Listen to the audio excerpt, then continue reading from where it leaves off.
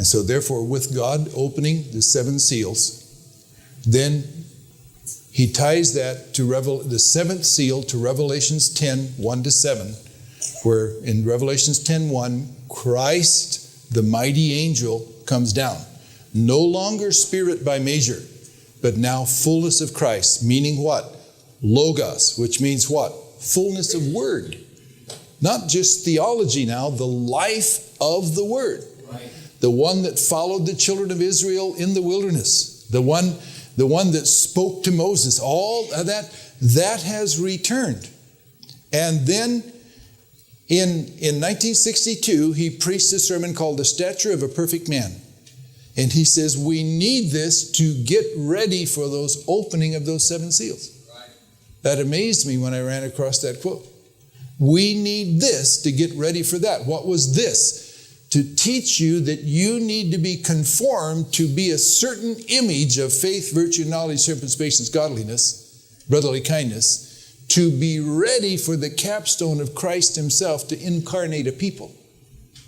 But we're not the proper temple until faith, virtue, knowledge, temperance, patience, godliness, and brotherly kindness are in position. Then we are a living image of the living God that at any time he can step into and declare himself in a full measure. We are not expecting a big super duper revival like the world is talking. Not under grace. The last sign the world received was the Elijah ministry. And of course they're trying to demolish that because they're all saying he went off at the end. When actually that's when he brought the corrective word to bring us back to the purity of the word. But because they loved their tradition more than they loved the word of God, they all said he went off at the end. He didn't. He brought us the focus right at the end, that we could get geared in and be ready for the second coming of the Lord, which is the meeting in the air. This parousia, it's called, this presence that has come, this logos that has come, I don't think anybody was looking for that. They were all looking for the bodily coming of the Lord. So this was something that came that I don't think any theologians were teaching that this fullness of the Logos would come back to indwell a people. They were expecting that when Christ came back to earth, he'd be in the body with the nail-scarred hand. Not realizing that the climax to the New Testament is Jesus Christ in the form of the bride. And then that group meets him in the air.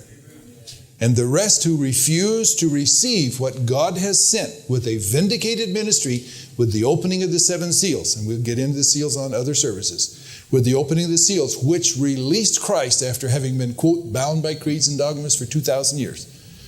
That releasing is bringing something that God is trying to pour into us. And at the same time, every power of Satan is trying his best to make it as it was in the days of Lot, as it was in the days of Noah, buying, selling, marrying, giving in marriage, being totally caught up in the cares of life. Right. Now you know you're under the influence of that, because it's so easy to be all caught up in the cares of life. And the prophet said the great temptation of the bride in America in this age will be worldliness, caught up in the things of life. He says, not sin, just all wrapped up in natural things.